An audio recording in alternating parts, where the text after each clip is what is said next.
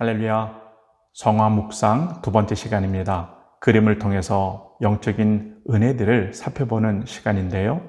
저희가 계속해서 바로크 미술의 거장이죠. 렘브란트의 작품을 살펴보도록 하겠습니다. 이 시간엔 애칭이라고 하는 동판화로 제작한 타락한 아담과 하와라고 하는 판화를 보겠는데요. 창세기에서 하나님께서 아담과 하와를 위해서 천지 만물 에덴 동산을 만드셨고 또 하나님의 대리자로서 이 모든 것을 다 허용하시잖아요. 그런데 선악을 알게 하는 나무의 열매만큼은 먹지 말아라, 이런 명령을 하십니다. 이 명령을 하신 이유는요, 하나님과 전 인격적인 관계를 유지하고 싶으셔서 선악과 명령을 주신 거라고 생각하지 않습니까? 그런데 결국에는요, 악의 상징인 뱀이 이들을 유혹했고 죄를 져서 온 인류 가운데 결국 죄가 들어오게 되는 너무나 가슴 아픈 사건이 창세기에 기록되어 있습니다. 이 일련의 과정들을 렘브란트가 이 판화 하나로 다 담아냅니다. 이 작품을요, 제가 얼핏 보았을 때는 그냥 그저 그려려니 했는데 자꾸만 눈길이 가는 몇 군데가 있었습니다. 렘브란트의 상상력이 보여지는데요. 여러분, 먼저는 아담과 하와의 이 모습을 좀 보면요, 하와가 선악과를 입에 대려고 하니까요, 아담의 오른손이 하늘을 가리키면서 왼손으로 그것을 못 먹도록 입을 막습니다. 그런데 오히려 하와의 표정은요, 좋지 않습니다. 달갑지 않다는 거죠. 자신을 저지하는 이 의도에 동의하지 못하겠다라고 하는 마음이 이 얼굴에 고스란히 묘사되어 있는 겁니다. 여기서 오늘의 첫 번째 감상 포인트는요, 하나님의 말씀을 기억하고 불순종을 거부할 힘이 여러분에게 있습니까? 라고 하는 겁니다. 로마서 8장 13절, 너희가 육신대로 살면 반드시 죽을 것이로되 영으로서 몸의 행실을 죽이면 살리니. 아멘. 우리 자신의 힘이 아니라 성령님의 도우심으로 저와 여러분 삶 가운데 죄라는 것이 역사하지 못하게 때로는 억제하고 거부할 수 있는 그 힘이 여러분에게 있기를 간절히 축복합니다. 계속해서 보시면요, 이 사건으로 악한 영으로 상징하는 뱀이 결국에는 배로 기어다니게 되는데요. 그럼 그 이전에 뱀의 모습은 어떠한가? 성경에 나와 있지 않지만 렘브란트가 상상하면서 그렸습니다. 이렇게 날개도 있고 발도 달렸습니다. 여러분, 어디서 많이 본 듯하지 않습니까?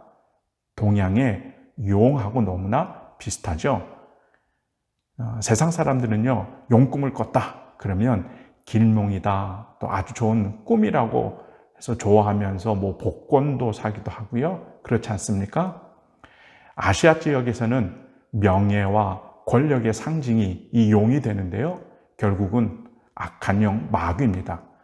아담과 하와가 마귀인지도 모르고 그 말을 들었다가 유혹에 넘어지고 결국에는요, 죄를 지은 겁니다.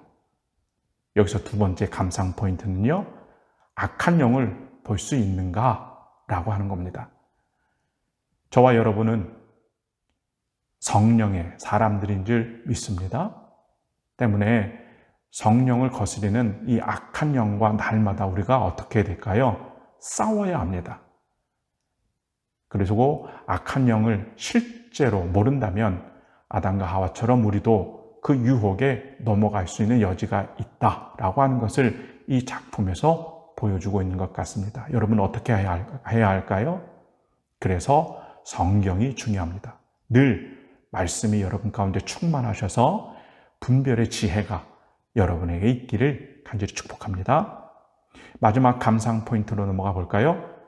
자, 이제 아담과 하와의 몸매를 좀 살펴보도록 하겠습니다.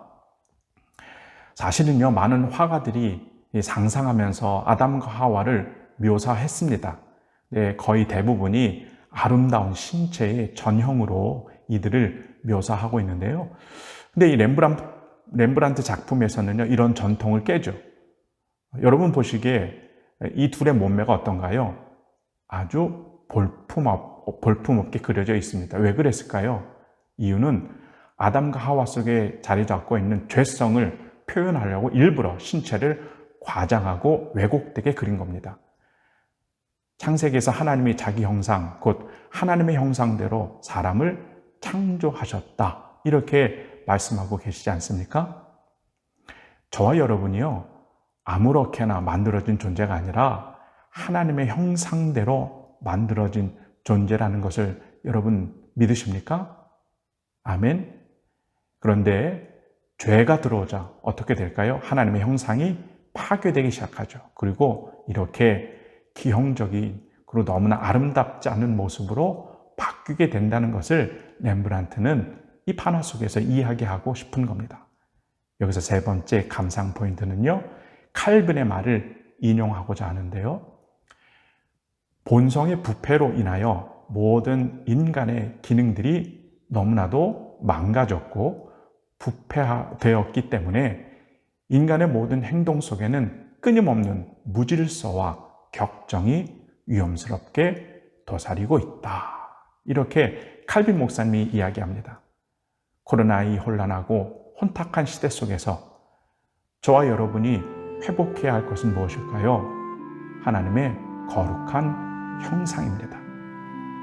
이와 더불어 하나님의 영에 감동된 주님의 자녀들로서 악한 것들을 바라볼 수 있는 능력과 또 이것에 대해서 당당하게 거부하면서 세상과 타협하지 않는 당당한 이 시대의 살아있는 리얼 크리스천으로 살아가시길 주님의 이름으로 간절히 축복합니다.